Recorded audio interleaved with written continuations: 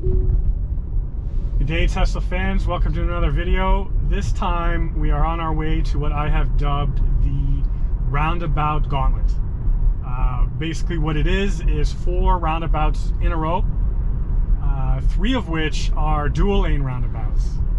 Now statistically, Teslas and FSD in general has struggled, kind of case by case, but with roundabouts in general. So I always like to bring it back here whenever there's a new patch, just to see if it can do it any better. But you know, it's definitely struggled for me at these roundabouts every single time. So we just have it set in to get close, and then from there we'll kind of reset, reposition, and then start, you know, kind of doing it over and over and over and over again to see how it does. Now the reason why I keep doing this is because, you know, in order for this to all get better, it needs the data. The FSD and Tesla in general needs the data, needs these interventions, needs these disengagements from myself to basically train future patches. So I'll keep doing it. Hopefully it has an effect, and you know, hopefully one day the dream is that it'll do this flawlessly. So with this video, this is my first one. If you guys have been keeping up with my past videos where I have lowered the frame rates for my camera capture because of issues of overheating. So this is at 30 frames. So let me know if it's bearable. Maybe I have to change it back. Maybe I should lower resolution instead.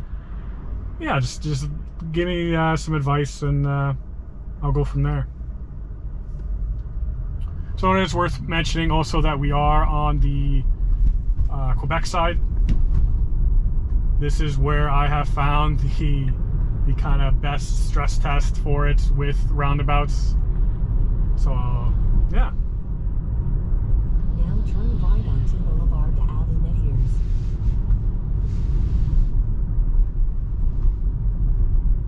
So we're just making a right turn here. It's a somewhat busy street here. Needs to kind of yield and wait for its turn. It's clear. It should be merging now.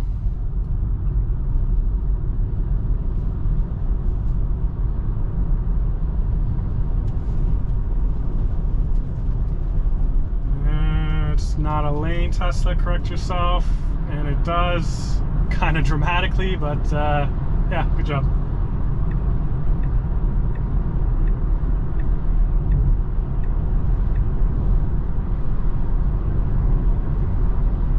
So as winter progresses here, as the trucks kind of put out the salt and all that stuff, you can see that the road lines, especially the white ones, are more hidden, I would say. Not as visible as they usually are because of that kind of coating of salt. So the Tesla kind of may not have issues with it in the winter and picking up lanes. This is my first winter with the Tesla, and FSD especially. So yeah, I'm learning with you guys. We did just get our first kind of big snowfall the other day. So as you can see here, snow everywhere. It's gonna get much worse here in Quebec. This is just the start. Obviously the roads are clear, shouldn't have a problem, but I will be bringing out in the future with fresh snow and seeing how it handles that. I'm not too optimistic on that, but you know, hopefully I'll be surprised.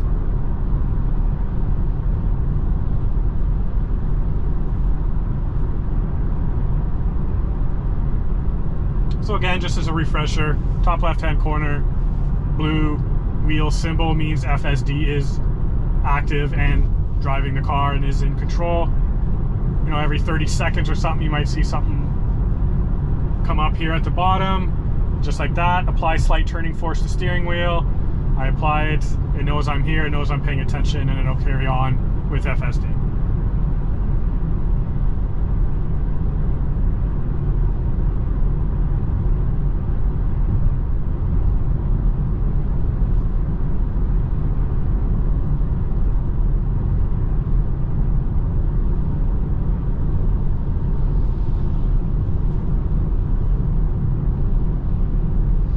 Nothing really interesting so far. I mean, it's pretty straight driving. Tesla FSD excels in this type of driving. There's really nothing complicated going on for it. But the fact that we are here and we have a self-driving software that will handle this no problem is pretty amazing. Obviously, over time, we get less and less impressed. We want to be more impressed with more crazy things.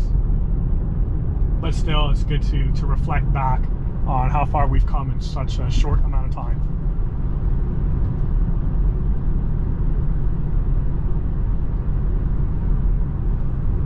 In 2 kilometers, enter the roundabout and take the 3rd exit. So the reason why I am just doing the one position now that I'm driving to, instead of just straight doing four roundabouts in a row, is that I wanted to do all 4 in a row. And I find that if I just put a destination in where I think, like as a driver, I would take all 4 to get there, I find that the Tesla navigation will find, you know, other ways to take, right? Is it because it doesn't like the roundabouts and it's trying to avoid them? I don't know.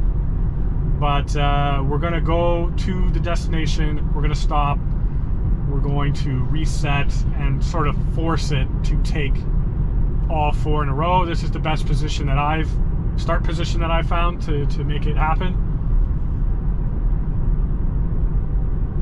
So we're only going to do the first roundabout right now and get off and rejig and then go from there.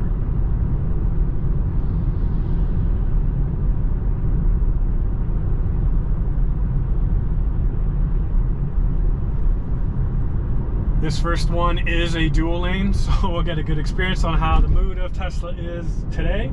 It's a nice clear day, nice clear roads. This is kind of the best case scenario for it to do it.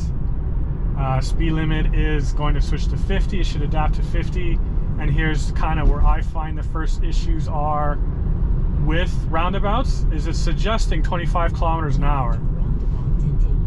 But the Tesla is not switching to 25 kilometers an hour. But it does slow down on its own to react. I would have just liked some advanced notice. It needs to get over, yeah. Okay, good job. It slowed down when it didn't need to. The people were waiting for us, but it did it safely. First one is a go. We are at our destination. I'm gonna rejig and we're gonna go from there. All right, so we're going to a new destination. We're done with the roundabout gauntlet for today. It does need to do kind of this one more time. Enter and exit immediately. Give it a little bit of, no, did it.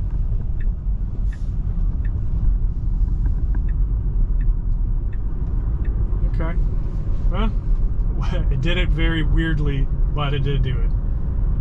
Okay, so all that being said, how do I feel about the experience for today? I mean, I would say it's an improvement for sure from, you know, even just a couple of months ago, where, you know, it wouldn't even come close to that, even just a couple months ago, like I said. So the improvements are happening in this new patch for sure. The 10.69.3.1 is what I'm currently on. But that being said, it has moments and flashes of genius where it will commit to the lane, see that it has a gap, take the gap, and kind of go from there. But then it has moments where, you know, it's trying to merge into another lane when there's already a car in there, which, you know, obviously can't happen. It saw the car, it flashed it as red on the screen. Why did it try to commit? I guess there always will be the hypothetical question of, if I had left it, would it have kept going in the car? I think no. But why would you want to find out? It also has other issues with needing to go when it needs to go, and it can't just, you know, inch forward and stop. It needs to commit for multiple reasons. A big one being that if there is someone behind us and I have a gap and it kind of looks like I'm inching forward, then it needs to commit because the person behind us is looking to go as well. They're looking for their gap. So their head's turned to the left and not necessarily putting their full attention on me. So they're assuming I'm going to go, and I'm only in their peripheral. So again, it can't do this inch forward, yes, no thing. It needs to go. Another issue that it has currently still is that it's giving too much speed in the roundabout. There's a lot of G-forces in these roundabouts when it needs to slow down. It's doing it, but at an uncomfortable speed. For me, for my safety, I think for anybody in my boots kind of doing the same thing, it would feel uncomfortable for them as well. That being said, it did, 95% of that very safely. It is still beta. It is still training. It should prioritize safety over all else. And it is, including in positions where it doesn't need to, like those pedestrian crosswalk flashing lights. It really doesn't know what to do with them. Sometimes it will go, sometimes it's going to slow right down for them. I mean, is that a Tesla fault? How do you program FSD to work around that? You want it to slow down around flashing pedestrian lights. So why are they flashing in the first place for pedestrians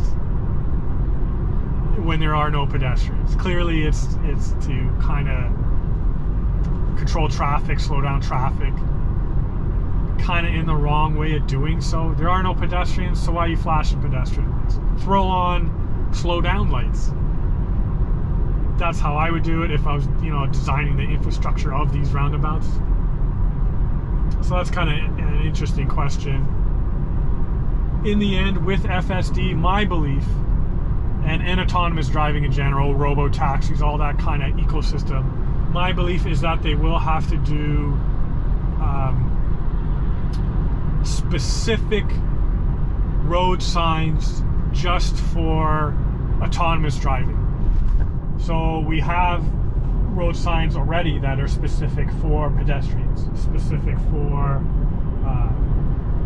bike riders, specific for ATVs, specific for snowmobiles, right? So we already have road-specific signs for different vehicles, different platforms that don't apply to cars.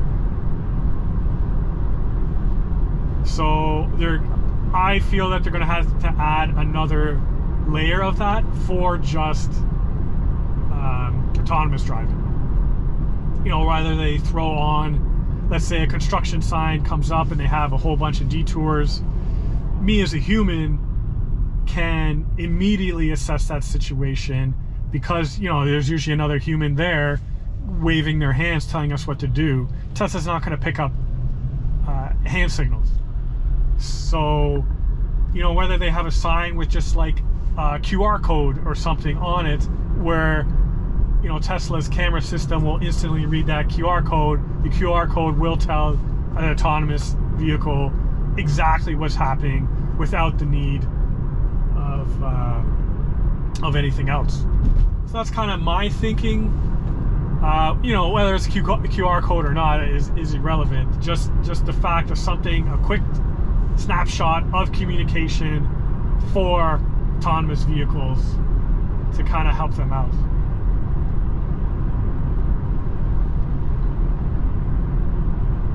But we'll see. We'll see how they kind of implement this moving forward. I mean, it's coming. There's no stopping it. We could argue or discuss about time horizon of when it actually happens. Sure. But, I mean, it is happening. It will happen.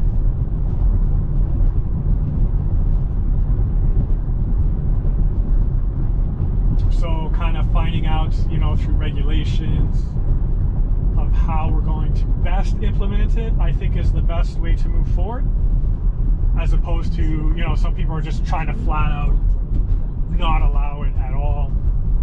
You're not going to stop progress. It's here, it's progressing. Even just update to update, as you just saw, well, as I just saw, and you will see moving forward, even from just the last update alone to now. I mean, that was a night and day experience for me in that Roundabout gauntlet. Roundabout hell, torture for Tesla FSD, and it has improved. It did it. It will get better. A year from now, what will it be? How will it handle that? I mean, I'm going to be here to test it out. Hopefully you guys are here to watch it and kind of see the progress as it goes. But that being said, I mean, with this technology coming into play, we are going to have to plan around it, figure out the best way to implement it into the system. And I'd be, you know, interested in how you guys feel and what you guys think of how to best move forward with it. Or if you guys just straight up hate it and don't want to see it at all, you know, throw the comments down. We can have a discussion for sure there.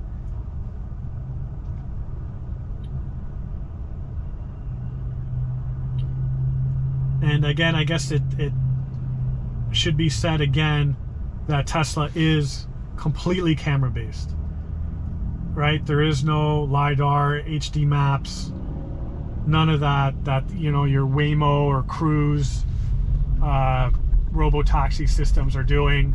Tesla completely visual based, which again, in my opinion, is the way to do it. Humans drive cars completely visual based. Roads are designed, infrastructure is designed around that being completely visual based. You can't have competing kind of sensor systems, you know, trying to drive the car, because then you run into overlapping and which one is the correct approach, which one takes priority on one scenario over another. It just gets confusing. I agree with the complete visual based system and kind of solving it from there. You could just keep updating the system, keep uploading, like with those roundabouts, how it's not recognizing the suggested speed limit. It's reading the white, you know, federal speed limit posted, but it's not taking heed to the yellow suggested speed limit, which you know, they'll just upload it someday and it will take those in. Right now it doesn't have it, but it will someday. Right here, I don't know if you can see, but the lights have a no right on red. No right on red is not a thing with Tesla right now. It'll just go. But again, they'll just upload that sign into a patch, and you know, Tesla will no longer go right on red.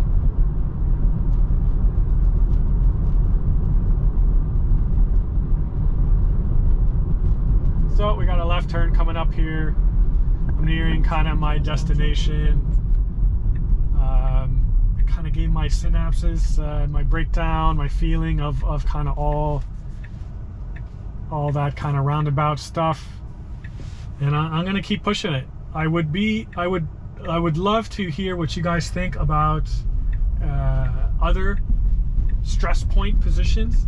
I mean, as you can see, that's quite the stress point. That's an extreme example of driving where somebody with their fresh driver's license would struggle with. Tesla FSD is kind of there. You know, it has flashes of greatness where it's well beyond, you know, somebody who's 16, fresh license. And then it has moments where it struggles with scenarios where, you know, somebody 16 would maybe do a little bit better, but definitely would struggle as well. But it's getting better and better every day.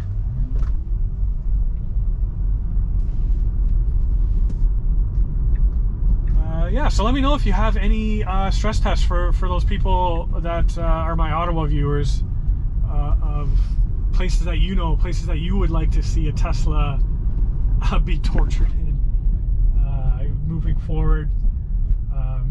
Yeah, and you know, with that, I'll kind of say, hey, thanks for watching. more videos to come.